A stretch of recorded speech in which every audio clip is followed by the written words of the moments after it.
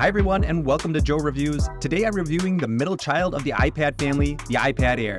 And just like the middle child, the Air is often forgotten about, but I think it might be the best choice for most people. I haven't bought an iPad since the 2019 Air released, and it's funny to see how many things change and stay the same, which I'll go over later on. The Air features the impressive M2 chip, newly positioned landscape camera, 11 and 13-inch sizes, 12 megapixel front and rear cameras, plus much more. I went with the 11-inch size and also their Magic Keyboard, which had a few surprises for me. I also took a risk and bought the Apple Pencil Pro, which I didn't know if someone like me, who's not artistically gifted, would find benefit in having. I'll cover that and more. Let's get into it. Also, please subscribe if you haven't already. First, the unboxing. My favorite part of any new Apple product, simply peel off the tape on the back and lift the lid. The iPad is sitting face up in wrapping. Beneath it is the Quick Start Guide. Also included is the charging cable and 20-watt USB-C power adapter. I was surprised to see the power adapter included since they no longer sell it with the iPhone, but it's a good surprise as I desperately needed another. From a design perspective, not much has changed since the previous generation iPad Air. It has all the same dimensions for tablet length, width, height, and weight. Last gen model was the 10.9-inch iPad Air. Now Apple calls it 11 inches, but screen dimensions haven't changed. The display looks amazing. Colors come in crisp and offer a great level of detail. Although the display looks great, I can't say there's much of a noticeable difference from my 2019 iPad Air. There's a slightly higher resolution in the M2 Air, but that's about it. I had hoped Apple would have shrunk the bezel on the M2 Air, but that's the same as well. One of the biggest differences, as mentioned before, is moving the front camera to landscape orientation. I like this positioning better for FaceTime and Zoom calls. I'm not sure if it's due to this or now having the Magic Keyboard, but I find myself using the iPad more in landscape mode. Even just the home screen seems to be in a more natural layout when in landscape orientation. It looks like the widgets position themselves better in landscape. Also, with having the pencil perched up top, it makes it feel like this is the way to hold it. As mentioned before, Touch ID returns to the iPad Air. Even though the front camera has moved, Apple still didn't put Face ID in the Air. Disappointing, as I prefer it to Touch ID, but they decided to reserve it for the Premium Pro model as another way to differentiate it from other models. I mentioned before that during setup, it seemed to be a little bit more finicky.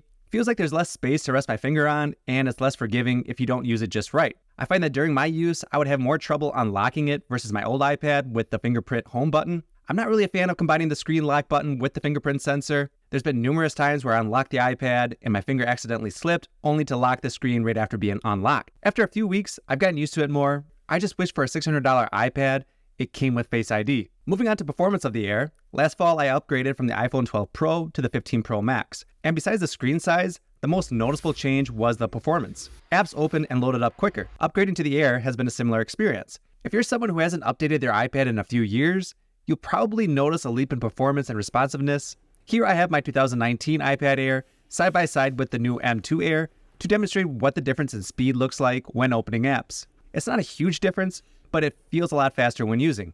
The Air uses pretty much the same chip as the last gen iPad Pro. Difference being it uses a 9-core GPU versus last gen's 10-core GPU. Apple states this makes it a powerful device for AI, which they will be leaning into heavily this fall and into the future. I mentioned before the iPad Air is the middle child in the iPad family, with the iPad Pro positioned as the premium option and the iPad as the economical option. Trying to figure out which one is right for you can be tricky since there are so many trade-offs, and trying to figure out if the added features of the premium models are worth it. I think the Air sits in the sweet spot for most people. At $599, it's not cheap, but I bought mine while on sale for $50 off, and it's on sale often. While the Pro model boasts the more powerful M4 chip, Pro Motion display, and super thin design, it costs nearly $400 more.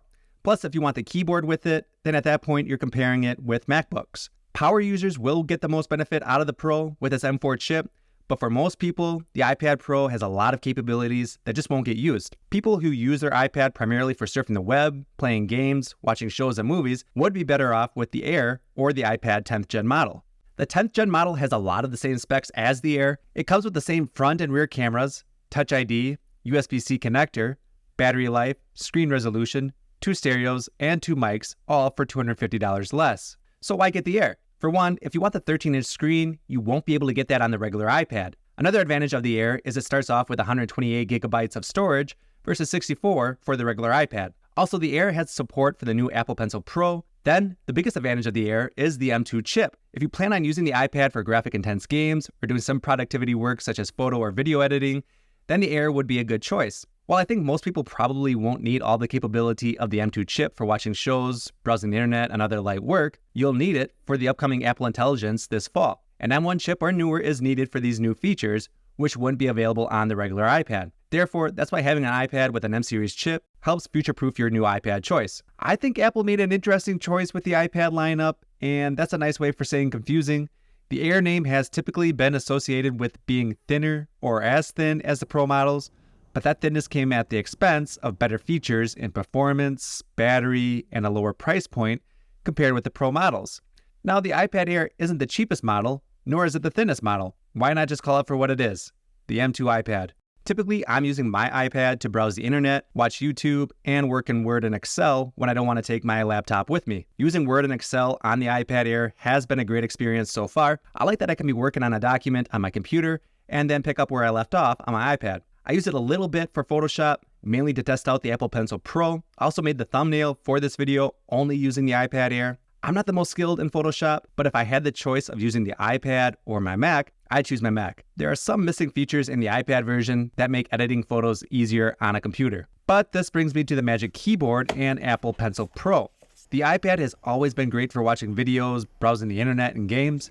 In other words, the iPad is great for consuming content, but not so much for creating it. Trying to write a paper or work in a spreadsheet is slow when just using the iPad. Both the Magic Keyboard and Apple Pencil help turn the iPad from being a primarily content-consuming device to a productivity tablet. The iPad magnetically connects to the case, and the Magic Keyboard becomes a default way to type, meaning the keyboard doesn't pop up on the screen when connected to the Magic Keyboard. I was surprised how comfortable typing on it is.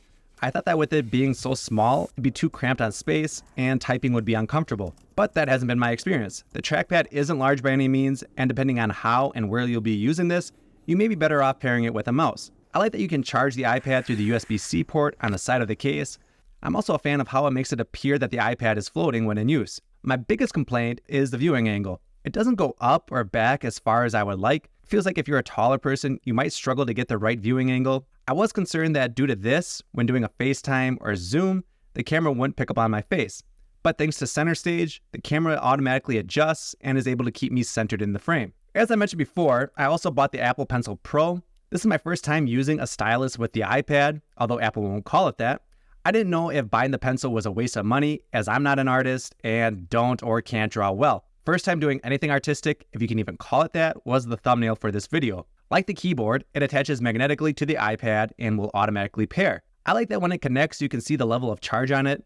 A few features unique to the Pro model are barrel roll, which allows you to rotate the pencil and have the orientation of what you're writing with also change. Then there's the ability to squeeze the pencil, which will quickly open a palette to change colors, line width, or pens. Also, the Pencil Pro comes with the Find My feature, which allows you to find your Apple Pencil using the app. It's been fun using the Pencil Pro and testing all it can do. If you're going to get a pencil, I think the Pro model is the one to get. The Apple Pencil 2nd Gen costs the same, but is missing out on the features I just mentioned. The USB-C pencil is $50 cheaper, but doesn't automatically connect or charge to the iPad. Now, I think most people probably won't need the pencil.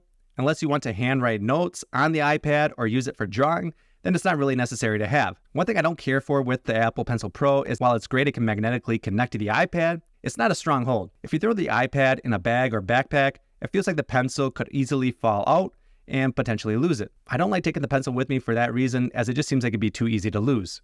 While there are a ton of new updates with the M2 Air, was it worth updating from my 2019 iPad Air? With the new Air being on sale for $550, it ended up costing me about $430 for the new Air with trade-in of my old iPad. For me, upgrading was worth it because I wanted to do more with it than just watch videos and surf the web. This meant that when purchasing a keyboard or pencil, I was limited with options for my old iPad. Also, wanting to take advantage of the new Apple Intelligence features meant I needed to upgrade to an M-series chip. I think the Air offers a fair compromise in features and price. It doesn't have the better display and power of the Pro series, but I really didn't want to spend $1,000 or more on a new iPad. But if you don't care about price, then by all means, the Pro model is the one to buy. If you're someone who will primarily be surfing the web, watching videos, or wants a tablet for their kids, the iPad 10th Gen model would probably be a good fit. In the end, I'm happy with the M2 iPad Air. It offers some great upgrades from my 5-year-old iPad, including landscape camera, faster M2 chip, and camera upgrades. I primarily upgraded so I can use the latest accessories, have an iPad that's compatible for the upcoming Apple Intelligence,